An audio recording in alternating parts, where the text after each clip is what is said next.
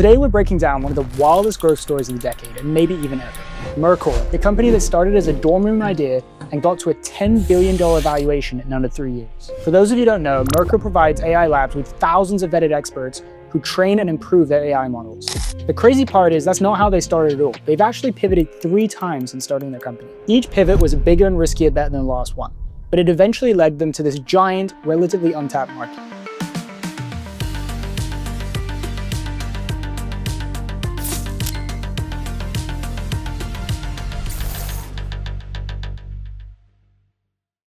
Today we're going deep on exactly how they scaled, the playbook they used, and the lessons that any founder can steal. For those of you who don't know me, my name is Dylan. I'm the CEO and co-founder of the product behind me, Welcome Screen, and also TrustLens, our brand new marketing company.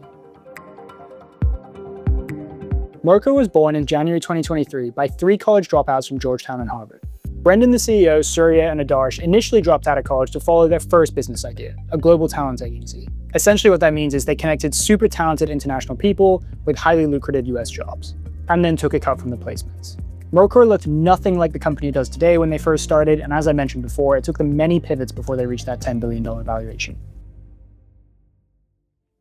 They scaled this first business to 7 figures completely bootstrapped, which is an amazing accomplishment in itself. But here's the problem. That market is brutally competitive, margins are thin, customers aren't super loyal, and most businesses of this kind will hit a ceiling at some point. They had bigger dreams and they didn't want to stay in a market that didn't scale.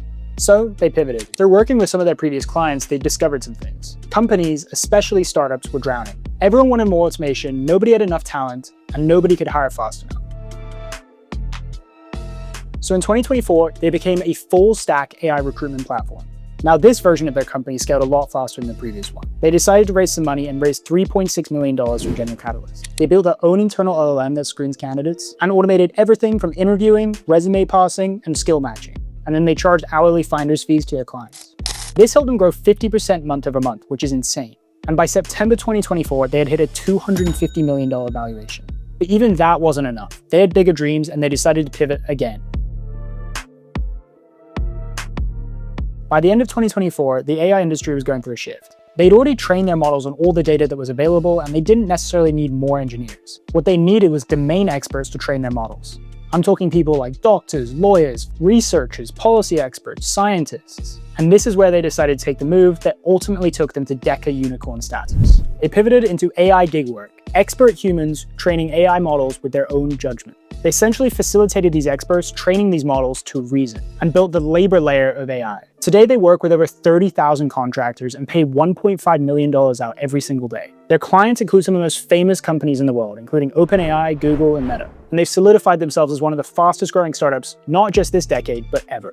They're also building themselves a really nice supply-side moat. They built something that was very hard to copy, a global, highly specialized group of experts who actually want to train AI models. Most companies struggle to find 20 domain experts, but Mercor has thousands. The more experts Mercor onboarded, the more attractive they came to AI labs. The more AI labs that became customers, the more opportunities there were for experts. Those extra opportunities brought in more experts, and the harder it was for any of their competitors to match their depth and quality of talent.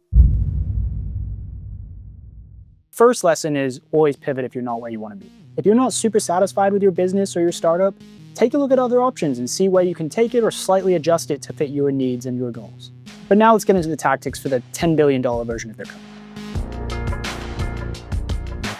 The first thing that really allowed them to grow was they found an amazing wedge. They didn't try to disrupt the entire labor market right away. They just realized that AI labs needed humans to train their models, and fast. I mean, the AI lab landscape is hyper competitive and they're all moving at light speed, so they really have no time to waste. So right off the bat, they had immediate and urgent demand. It also allowed them to have 0 churn, which for those of you who don't know, means none of their customers left them after they started using it. Because it was such a necessary and great service, they also had tons of people who evangelized their product. The major decision makers within these AI labs often knew major decision makers within other labs, and news quickly spread and helped them grow extremely fast. Now they had their wedge, they could expand their product. They've actually started to productize human judgment.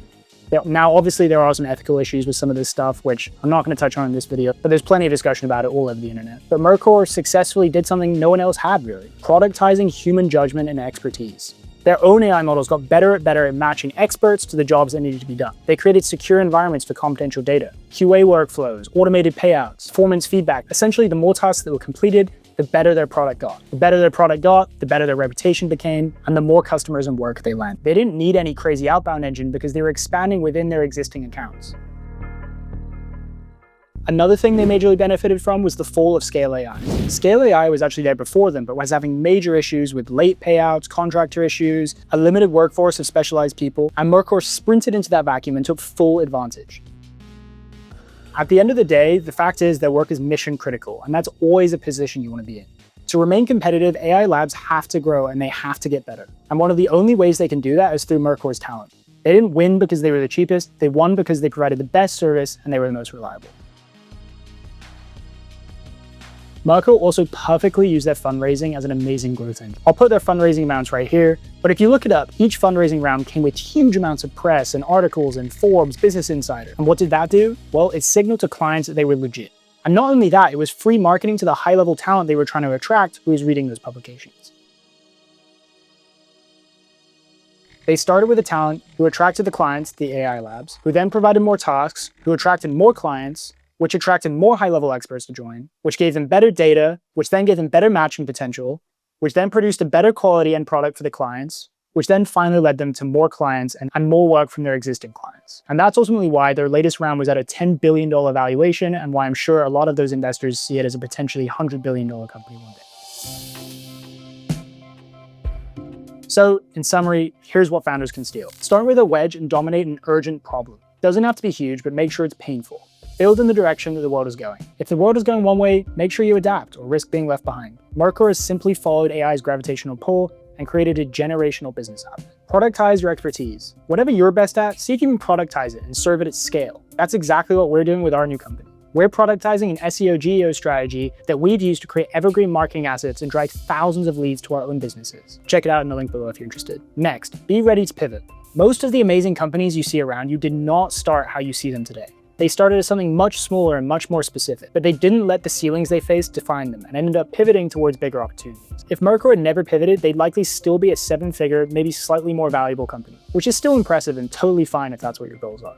Next, use your momentum as a weapon. You have a win or you successfully raise a round, make sure you share it. Once you get that ball rolling, it'll usually bring heaps of other benefits and really accelerate your growth. And then finally, if your competitors stumble, make sure you take advantage instantly. It's a sad reality of life, but often your biggest opportunity will come from someone else's failure. Mercor took full advantage of Scale AI falling behind. Mercor's story isn't simply just about luck. Well, maybe just a little bit. All startups require some luck. But it's mainly about speed, focus, and knowing when to pivot and move on. So the main question is, what can you do for your customers so they can't live without you? Then you'll be well on your way to creating a $10 billion company like Mercor. If you like breakdowns like this, make sure to like and subscribe and check out our new company Trust Lens. We've productized some awesome strategies that can help your business scale and dominate your market. See you next time.